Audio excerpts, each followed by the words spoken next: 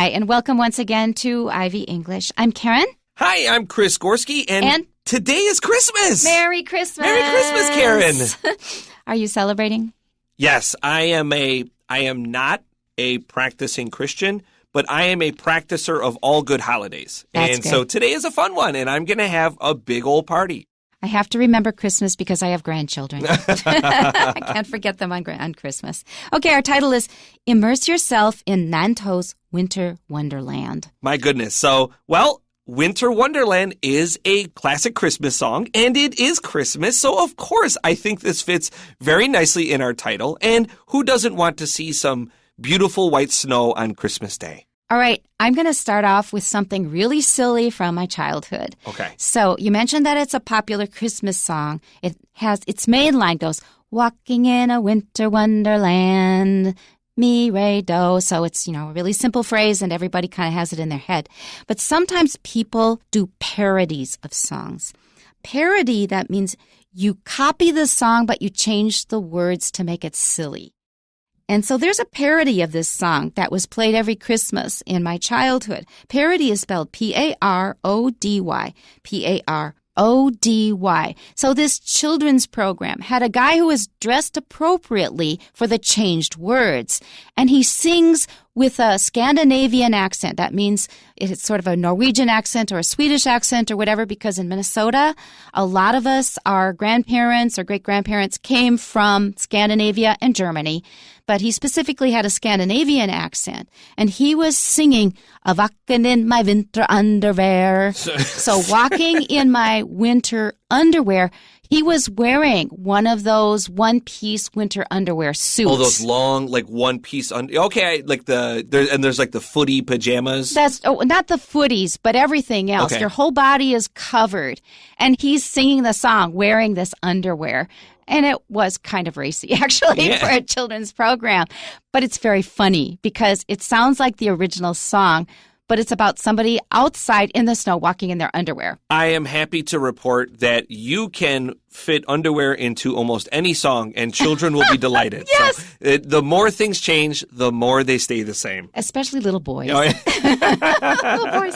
Okay, so that's the Winter Wonderland that we're talking about. We imagine beautiful white snow before it gets all gross. Okay, I have to ask you, because we're on the topic, do you have an especially favorite Christmas song and one you can't stand? Yes, there's one I can't stand. Okay, come on. Last Christmas, I gave... Oh, my God. Please, erase that from your memory. Oh, really? I hate that song. I was just working with Minnie over at our sister magazine, Enjoy, and we both concur that we enjoy this song. Oh, no. But we can't stand All I Want for Christmas Is You. We're done with that song. I'm not crazy about that one either. But see, the one that I just mentioned, they don't even have the grammar right. And the very next day, you give it away. He doesn't say gave it away. He says give it away. The grammar's wrong. Listen to it. You probably ignored it. I'll have to listen again, because I play this song really regularly as a walk-in song during December. And I will also, some of my boys don't like this song because it's a little bit synth pop. And so I will torment them by singing it with such passion. And the video is a classic, by the way. Go home and replay it. And the very next day, you give it away. It's wrong. Wrong grammar, or else his pronunciation is just really bad. That's George Michael, though. He's a kind guy. Okay, favorite Christmas song? Whatever. Okay, that's one I hate. There are a lot of songs I like. In fact, there are a lot of really beautiful German Christmas carols and French. Okay, so let's leave it at that. Let's go to our article. Located in the heart of Taiwan, Nantou is a serene destination that gains a special charm during the winter season. It offers a rich collection of natural wonders, making it a perfect escape from the winter chill.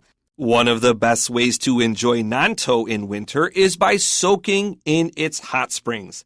The Fuxing Hot Spring area is home to sodium bicarbonate springs known as the Beauty Bath for their skin-softening properties.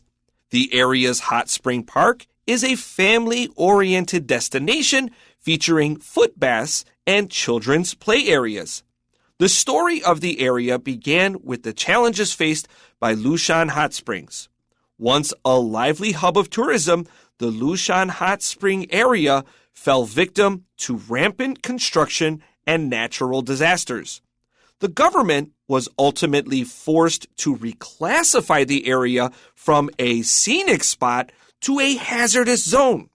By developing the Fuxing hot spring area, the government aims to provide a sustainable and enjoyable hot spring experience while addressing the shortcomings of its predecessor. Winter in Nantou is also the perfect time to witness some of the region's unique plant life. One highlight is the stunning transformation of bald cypress trees with their needle-like leaves full of vibrant hues of yellow, orange, and red. Initially an emerald green in November, the trees gradually transition to a golden yellow in December before deepening into rich hues of red by January. The Awanda National Forest Recreation Area is a prime spot to witness this spectacle. Beyond the cypress, the area boasts diverse wildlife and hiking trails, making it a year-round attraction. The Xiangshan Visitor Center presents a different experience. Pedaling along the cypress-lined bike path, visitors are treated to the breathtaking sight of Sun Moon Lake. Oh, that sounds wonderful. Let's go back to our title, Immerse Yourself in Nantou's Winter Wonderland. To immerse yourself in something means to jump into something so you're completely surrounded by it. I remember earlier this month we used the phrase to plunge into darkness, and this feels like a very sudden jump. Immerse might be to fully, slowly fill yourself, so you're completely covering yourself, but the feeling is a little different here. That's right, and we talk about language immersion or immersion in a new language. That means you go live in the country, everywhere you go you hear the language spoken, you are being immersed in the new language.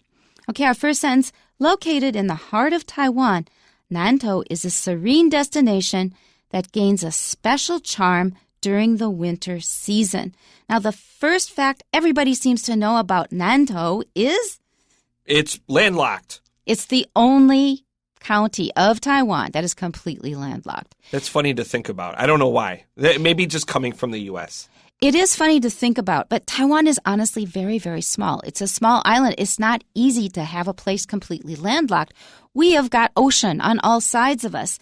Now, I'm thinking that it's probably less attractive as a tourist destination because people love to go to beaches, to the coast, but that's not true. Nantou is a beautiful county. I think so. Maybe because beaches are so prevalent, or at least accessible to most people, that getting into the mountains and escaping the heat and seeing a different type of environment is very, very attractive. And I will say, at least to most of the foreigners that I know here, they are pulled to the mountains. Yes, we like the beach, but they're also really excited to go hiking in these mountains. I absolutely agree. I have been hiking for many decades in Taiwan, and when I go back to Minnesota for a visit, which hasn't happened for a while, that's the one thing I really miss. I live, at least my original home, in a very, very flat area. Yeah.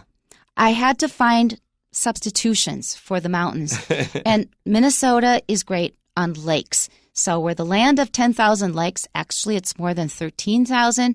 So if you want to find something beautiful to visit in Minnesota, go to the lakes because you're not going to find mountains. All right. Serene is a nice Latin word meaning calm and peaceful. Serene is a very nice word as a substitute for these kind of everyday words that we already kind of know. Okay, our next sentence. It offers a rich collection of natural wonders, making it a perfect escape from the winter chill. Well, that's a really nice sentence, and it's a really nice thought because it can get pretty uncomfortable in winter. It gets rainy and chilly, cold. So if you have a place to go to where you can escape that, it's a nice idea. Do you find the winter chill is an invitation to get out and enjoy spaces because the crowds are dispersed, or do you just prefer to stay at home? The latter. Yeah. I kind of look at cold, rainy days as like the great opportunity to go to places that are usually overcrowded. I think that's really good logic, but when it's raining, I often feel happy inside. I think now I have a good excuse to stay inside and get some work done. Yeah, I don't disagree, especially during the summer because of the mugginess. Yeah. But man, like December, rain, I'm going outside. I'm dressing up and I'm putting on some rain gear and let's go. That's the healthiest reaction. All right, let's go to our next paragraph here. One of the best ways to enjoy Nantou in winter is by soaking in its hot springs. So if it's chilly, you can still be outdoors and warm up. So to soak in something means to sit in water for a long time, but you don't necessarily just have to be in water because you can soak in the sights. This means you're sitting on a park bench and you're just slowly enjoying them. You're not in water, you're actually just on a bench and having a good time. And that's a good practice for everyday life because sometimes we're in such a hurry to get from A to B, we forget to sit down and enjoy things. I'm very guilty of this.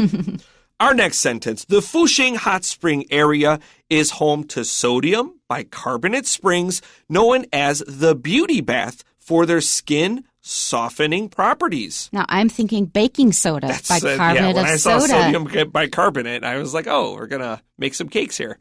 But I think you should not soak in it too long in that case because it's kind of corrosive, I think. It makes like your skins flake? Is that what that does? I'm not really sure, but I know that it can be corrosive. I just wouldn't sit in it too long. Sure. When something is known as something, it's just called that. That's the name we give it, the beauty bath. I don't think it would help me at all, but that's okay. I'll try. And You're already so beautiful, no room for improvement. Oh, thank you. So the properties of something means the characteristics that something has or something that somebody does. So the properties of the beauty bath are known to make your skin very soft. All right, let's move on to our next sentence. The area's hot spring park is a family-oriented destination featuring foot baths and children's play areas. Which is really nice to know because some places are not that suitable for children, but if they have specific play areas, then it's good for the whole family. Yeah, I agree. My family has asked if it would be good to bring their children to Taiwan when the children were younger.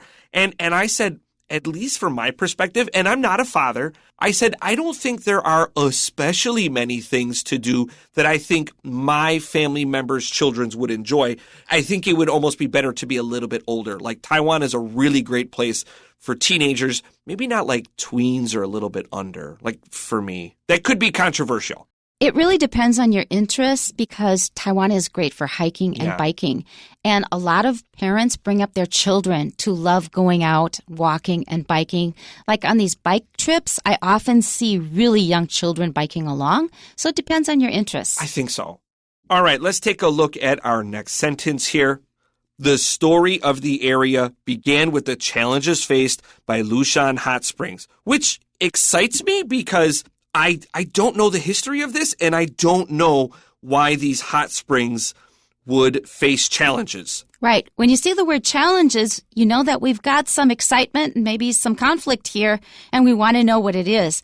But once I saw what it was, there was like two words like coming up ahead that made me think, oh my gosh, that's a bad situation. Let's keep going. Once a lively hub of tourism, the Lushan Hot Spring area fell victim to rampant construction and natural disasters. Now, in theory, this should sound pretty awful, but a lot of construction could just mean a lot of new apartment buildings and businesses. I can accept that because we see that everywhere.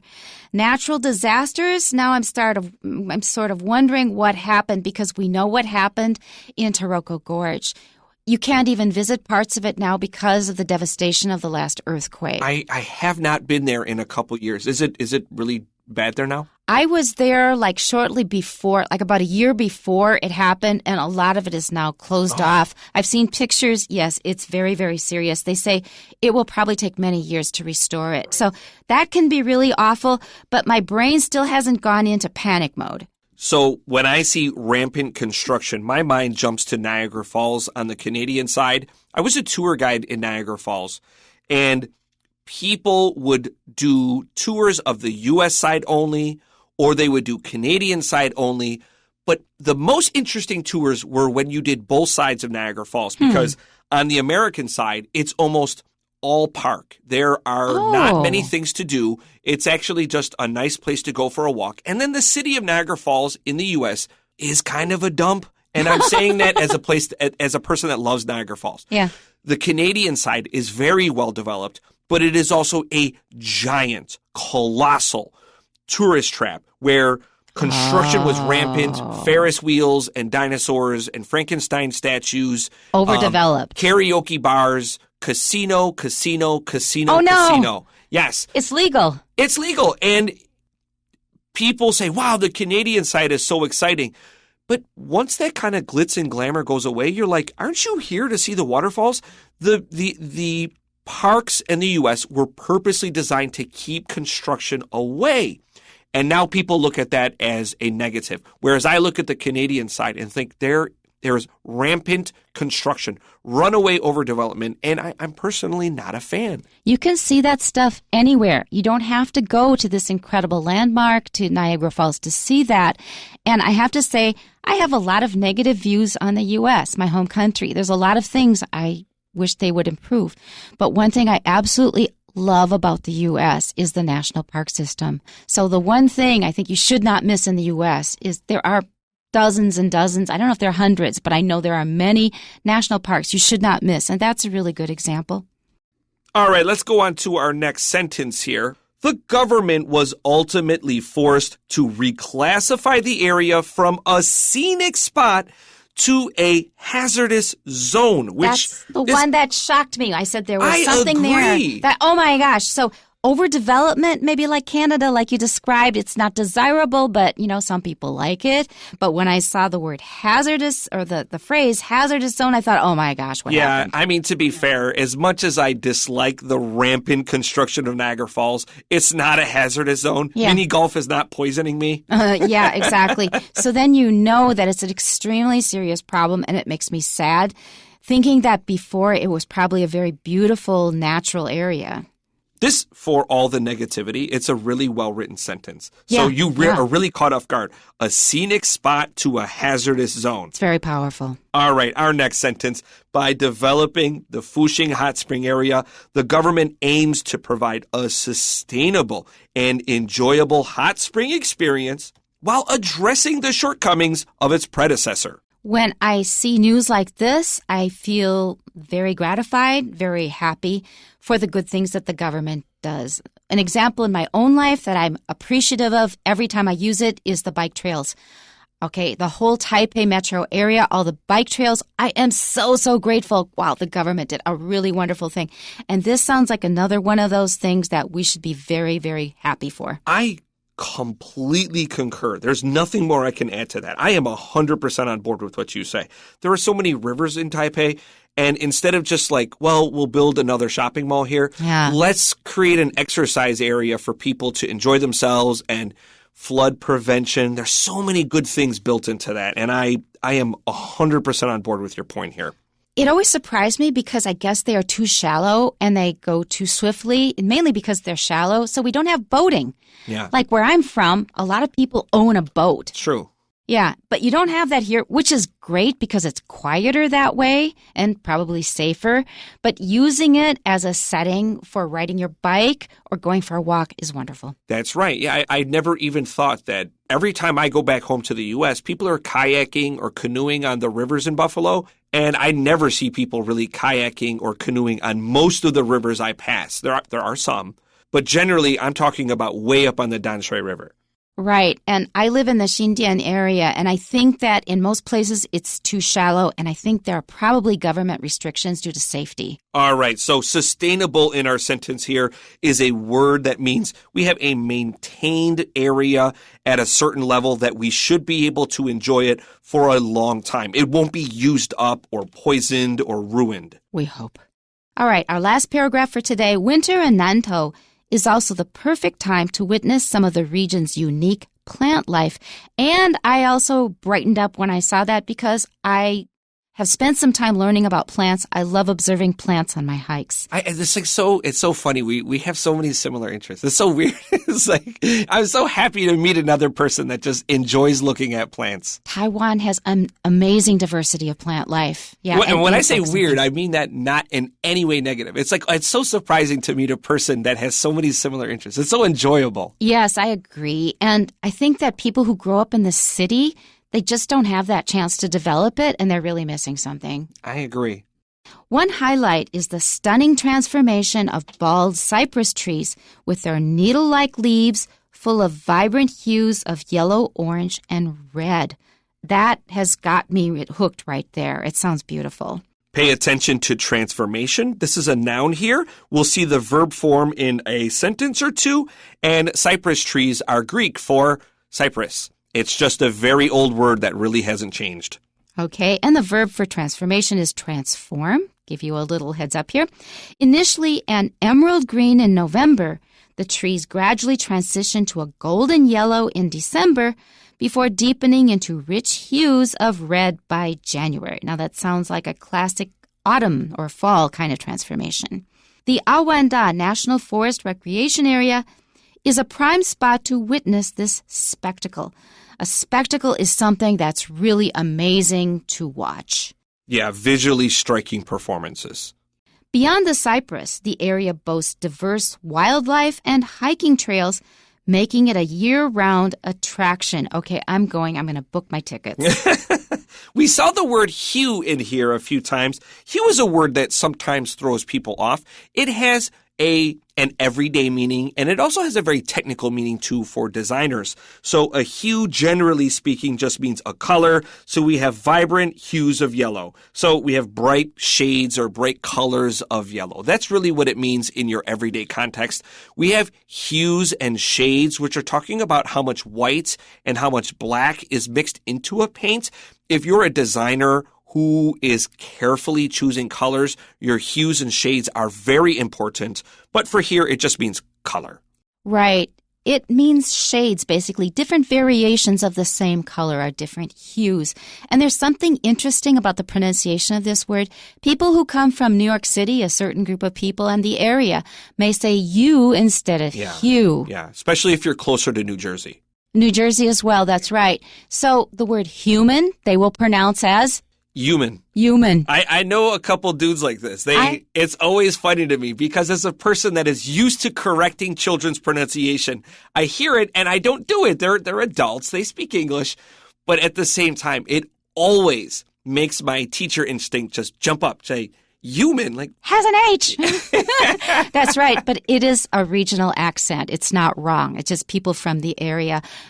People from Houston wouldn't usually say it that way. But I heard a Texan say it once. Maybe he moved from the east. Maybe relatives from New York. Okay. Next sentence. The Xiangshan Visitor Center presents a different experience. That means different from what we just described here, the cypresses, the wildlife hiking trails. This gives you something else. And what does it give you? Pedaling along the cypress-lined bike path, visitors are treated to the breathtaking sight of Sun Moon Lake. So when we are pedaling along, we are riding a bike, and when we are treated to something, we are presented, shown, or given something by somebody. And I like the way this paragraph ends. It's just Sun Moon Lake. Oftentimes when we have these two-day articles, we could feel the transition almost as if there's not a clean cut. But this one is like finish on Sun Moon Lake. But we are, in fact, not done. We have day 2 tomorrow. And we are going to talk all about Sun Moon Lake. And you have certainly been there. Yes, although it's been a while. If I'm being honest, I am kind of a Taipei, like... just hang out around here. Yeah, I'm just stuck to Taipei. I kind of just like being here. I think about, first of all, how beautiful it is to walk around it. It's just a wonderful place. And the other thing I think of as a proud mother is that my son has swum across it twice. Wow. I'm very proud of him for that. That's it. That's an accomplishment because I know certain guys that really like to work out and they have to prepare for that race. That's right. Okay, that's it for today. We'll hear more about the Sun Moon Lake tomorrow. Tune in then. Bye-bye. Bye-bye.